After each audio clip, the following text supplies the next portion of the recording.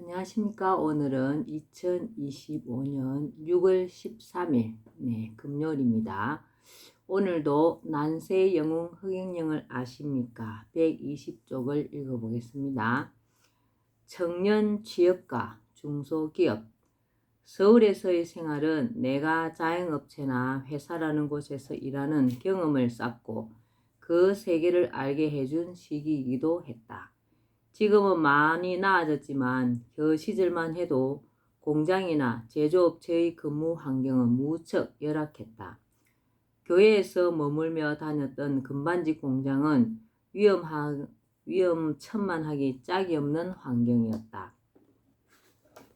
값비싼 금을 취급하다 보니 도난을 우려해 창문을 모두 폐쇄했고, 이 때문에 공장 안의 공기는 말할 수 없이 탁했다. 금속을 녹이는 과정에서 넣게 되는 청산가리는 유독성 물질로 탁한 공기 속에서 이런 독구물을 다루다 보니 건강이 형편없이 나빠질 수밖에 없었다. 당시는 대부분의 중소기업 환경이 열악했다. 이러한 악조건에서 일을 했던 나는 장차 우리나라가 좀 더 형편이 나아지면 기업의 근무 환경을 개선하여 사람들이 건강을 지키면서 일할 수 있도록 해야겠다는 생각을 하게 되었다. 한편 지금 우리나라는 일자리가 없어 취업을 못하는 청년들이 수두룩하다. 사실은 일자리가 없다기보다 원하는 일자리가 없다는 표현이 정확하다.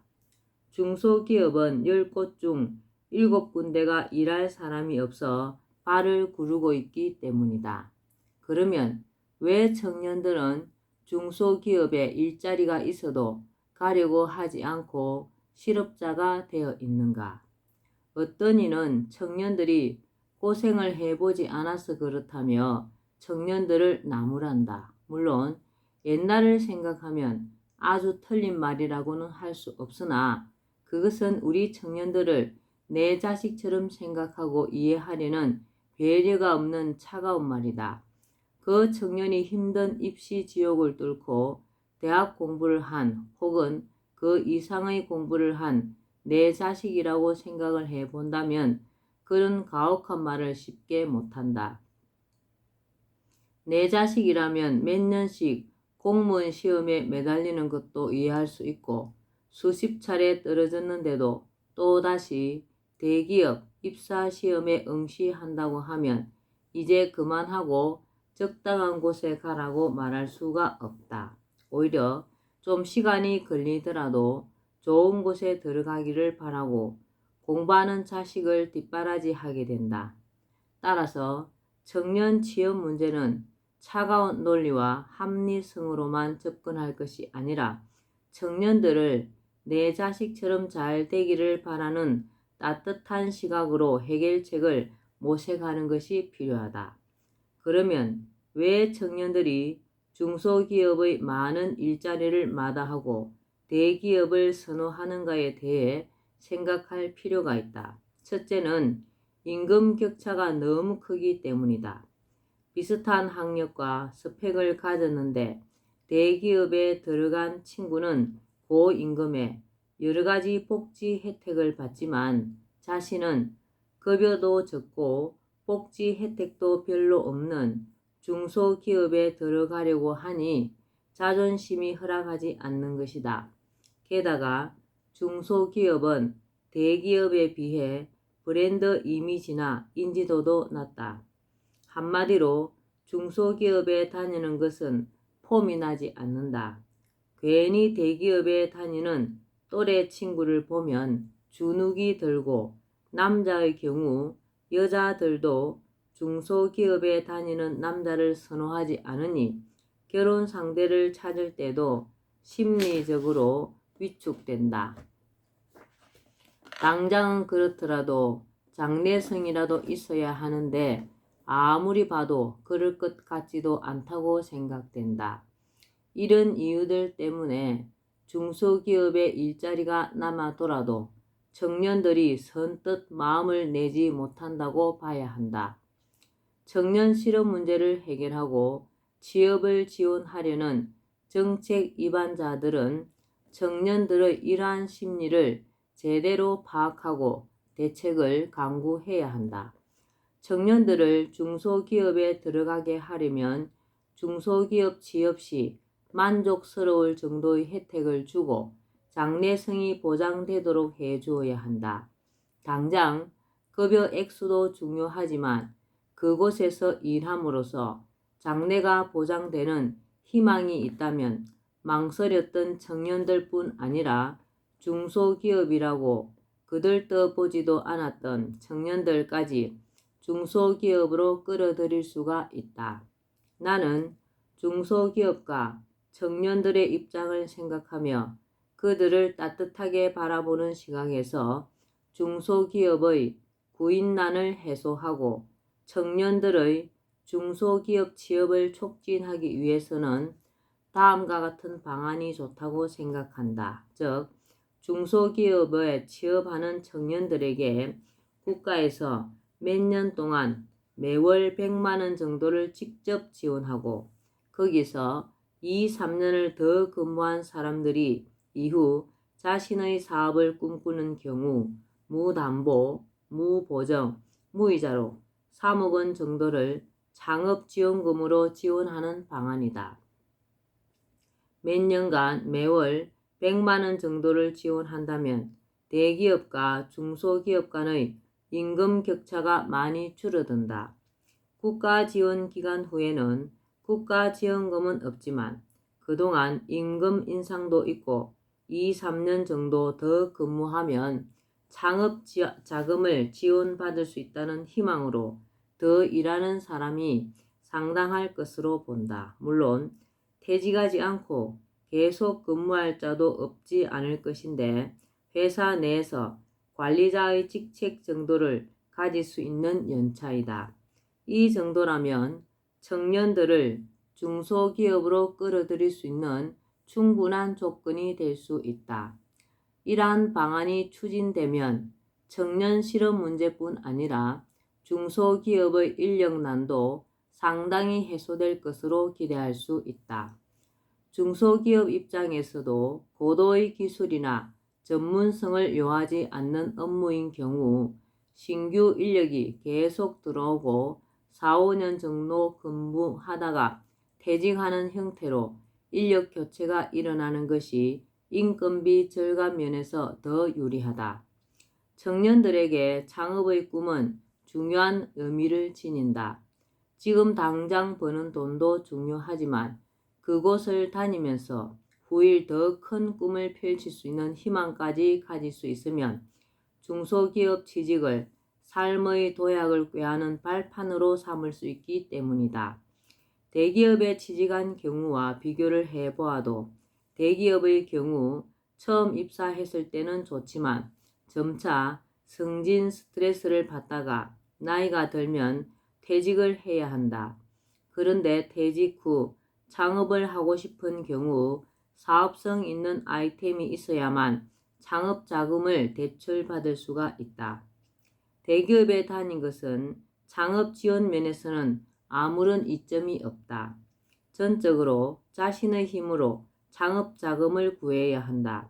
그런데 나의 방안에 따르면 중소기업에 일정 기간을 근무한 사람은 창업 자금으로 무담보, 무보정, 무이자로 3억 원까지 지원을 받을 수 있으니 비록 월급은 대기업보다 조금 적어도 미래에 하고 싶은 일을 할 수 있는 보장이 생긴다. 급여가 적어서 근무 환경이 나빠서 혹은 포함이 안 나고 자존심이 상해서 기피했던 중소기업을 기피할 이유가 없게 된다. 청년 취업과 중소기업의 인력난 해결이라는 두 마리 토끼를 다 잡는 길이 바로 따뜻한 사랑의 마음으로 다가간 내가 제시하는 방안과 같은 것이라고 생각한다. 남의 부모라고 도와주지 않을 테냐? 이병철 회장의 양아들이 되다. 고통과 시련의 연속이던 나의 인생은 고등학교 3학년 때를 기점으로 완전히 달라졌다. 달라져도 너무 급격히 달라졌기에 나는 그러한 변화를 인간의 관점으로 이해하기 어렵다고 생각한다.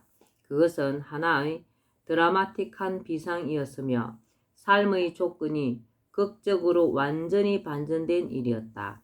바로 우리나라 최고 재벌 이병철 회장을 만남으로써 그분의 양아들이 되어 더 이상 공부와 일을 병행하는 고달픈 생활을 하지 않아도 되었을 뿐만 아니라 굴지의 기업 회장에게 기업 경영을 조언하며 나아가 박정희 대통령의 비선정책 보좌역으로서 국가 경영을 조언하는 데까지 이르게 되었기 때문이다.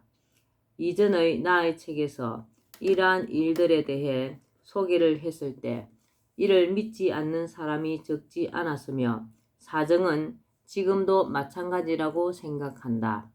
그도 그럴 것이 그것은 상식적으로는 도저히 일어나기 힘든 기적 같은 일이기 때문이다. 어느 날 한참 천막 속에서 잠을 자고 있는데 갑자기 얼굴에 차가운 것이 계속 떨어져서 눈을 떴다. 나를 보호해주던 천막이 사라지고 내가 눈보라 속에서 그대로 눈을 막고 누워있는 게 아닌가. 심한 눈보라에 천막이 날려가 버린 것이었다. 눈보라로 눈을 뜨기도 어려운 한밤중에 천막을 찾느라 이리저리 돌아다니다가 그만 바위 언덕에서 미끄러져 아래에 있는 판잣집의 화장실 위로 굴러떨어지고 말았다. 아차할 시간도 없이 오른쪽 다리가 부러지고 말았다. 한 달간 등교는 고사하고 꼼짝도 못한 채 싸늘한 눈을 먹으며 천막 속에서 다리가 나을 때를 기다렸다. 나는 누워서 내 미래를 그려보았다. 어린 시절 탁발성은 내게 세상을 이끌 지도자가 될 것이라고 했고 아버지도 세상을 편안히 하는 지도자가 되라는 기대를 담아 내 이름을 지어주었다. 나도 어느 날부터 내가 누구이며 왜 이 고생을 하며 여기에 서 있는가를 알고 있었다.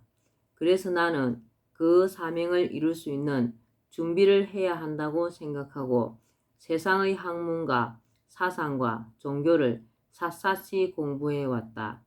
친구들이 담배를 피워도 한 번도 담배를 피워본 적이 없고 술도 한 번 입에 대어본 적이 없었다.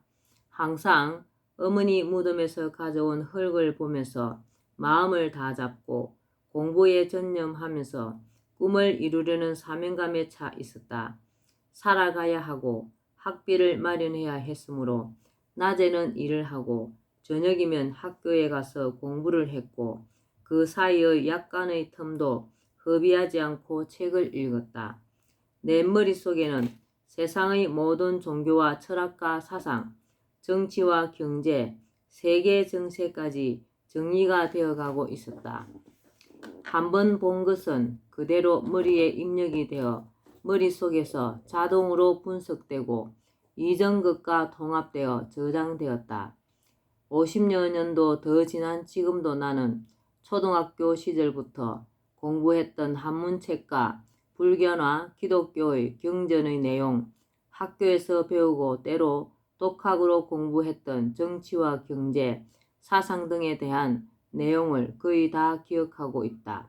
또 누나가 읽어주던 수많은 시와 버스 안에서 들었던 흘려간 노래들도 거의 그대로 기억하고 있다. 한 달이 지나 다리 뼈가 붓고 걸을만 해지자 나는 마을로 내려갔다. 판자촌에서 부업으로 실내용 슬리퍼를 만들어 파는 집이 있었다. 그 집의 주인이 비쩍 마른 몸으로 눈이 퀭하여 내려오는 나를 보더니 슬리퍼 10켤레를 내밀며 팔아서 다시 학교에 가라고 하였다. 나는 고맙다는 인사를 하고 그것을 받아 책가방에 넣고 실내용 슬리퍼를 신을 만한 동네를 물색하다가 장충동으로 갔다. 거기서 어느 집 대문 앞에 앉아서 책을 보며 대문이 열리기를 기다리고 있는데 어느 순간 대문이 열렸다. 대문 안을 바라보니 처음 보는 고급 승용차 한 대가 서 있고 운전기사인 듯한 남자가 나를 등지고 서서 열린 차문을 붙들고 있었다. 열린 차문 안으로는 아주머니가 걸터 앉아 신발을 갈아 신고 있었고, 중년쯤 되어 보이는 다른 남자는 내가 있는 대문 쪽을 보고 있었다. 나는 책가방에서 슬리퍼 하나를 꺼내 들고 얼른 모자를 벗으며 쏜살같이 달려가 나를 향해 서 있는 어른에게 슬리퍼를 보이며 말했다. 저는 고등학생인데 이 슬리퍼를 다 팔아야 학교에 갈 수 있습니다. 제게 공부할 시간을 좀 주십시오. 꼭 은혜는 잊지 않겠습니다. 그러자 그 어른은 내 얼굴을 유심히 바라보더니 내 손을 붙들고는 잠시 들어가서 이야기를 좀 하자고 했다. 그러고는 신발을 갈아 신고 있던 아주머니에게 여보, 오늘 외출은 취소하고 방에 좀 들어갑시다 라고 했다. 외출하려던 것을 그만두고 나를 끌다시피 하여 방으로 들어간 어른은 집안일을 해주는 아주머니들을 부르더니 밥상을 차려오라고 했다. 그때는 몰랐지만 그 어른이 바로 우리나라 최고 기업 삼성의 창업자 고 이병철 회장님이었고, 신발을 갈아 신고 있던 아주머니는 그분의 부인이었다. 밥상이 차려져 나오자 그분은 밥을 갑자기 먹으면 목이 막힐 수 있으니 달걀 프라이부터 먹으라는 등 세심하게 배려를 하시며 내가 밥 먹는 것을 지켜보셨다. 내가 밥을 다 먹고 나자 그분은 내 이름과 사는 곳과 누구와 사는지 등을 물었다. 나는 혼자 산에서 살면서 낮에는 물건을 팔고 밤에는 야간 고등학교에 다니고 있다고 했다. 이야기를 다 듣고 나자 그분은 나더러 자신의 양아들이 되어달라고 했다. 나는 뜻밖의 제안에 당황하며 곤란하다는 뜻을 비쳤다. 저는 부모님이 돌아가시고 비록 지금 혼자 살고 있지만 늘 가슴에 부모님을 모시고 있고 앞으로도 그렇게 살아야 한다고 생각하고 있습니다. 그러니 다른 사람의 양아들이 되는 것은 곤란합니다. 그분은 성은 바꾸지 않아도 좋고 그냥 양아들로 자신의 집에 와서 살면 된다며 나를 설득했다. 그리고 자신이 신발을 다 사줄 테니 시간을 두고 좀 생각해 보라며 슬리퍼 10켤레 값으로 2,000원을 내 손에 쥐어주었다. 1시간이 넘도록 내가 거절 의사를 굽히지 않자 그분이 나에게 이렇게 물었다. 만약 내가 길바닥에 쓰러져 있는데도 너는 내가 남의 부모라고 도와주지 않을 테냐? 나는 그 말에 고개가 수그려졌다.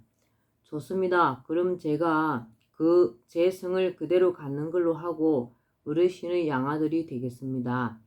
그리하여 나는 지독히도 가난한 고학생에서 한국 최고 재벌의 양아들이 되었다. 고등학교 3학년, 다리가 부러져 스스로 깁스를 하고 한 달여 동안 산중턱에서 눈을 주워 먹으며 견디다가 그럴 정도가 되자 야일대로 야인 몸으로 동네 사람의 온정이 깃든 슬리퍼를 팔러 갔다가 기적처럼 일어난 일이었다. 내 나이 19살 때였다. 나는 슬리퍼 값으로 받은 2,000원을 도로 내놓으며 제가 양아들이 되었으니 이제 이 돈은 필요 없습니다. 도로 받으십시오 라며 돌려드리려 했다. 그분은 필요한 데 쓰라며 극구 받지 않으려 하시다가 나의 완강함에 어쩔 수 없이 받아 넣었다. 그리고는 운전기사를 불러 내가 있는 곳에 같이 가서 짐을 싣고 오라고 했다. 나는 혼자서도 버스에 싣고 가져올 수 있다고 했으나 이번에는 그분도 완강하여 결국 운전기사와 함께 차를 타고 가서 짐을 정리하여 왔다. 운전기사를 딸려보낸 것은 나만 보냈다가 혹시 내가 오지 않을지도 모른다는 염려에서였다. 그날 이후 나는 양아버지인 회장님과 시간이 날 때마다 많은 대화를 나누었다.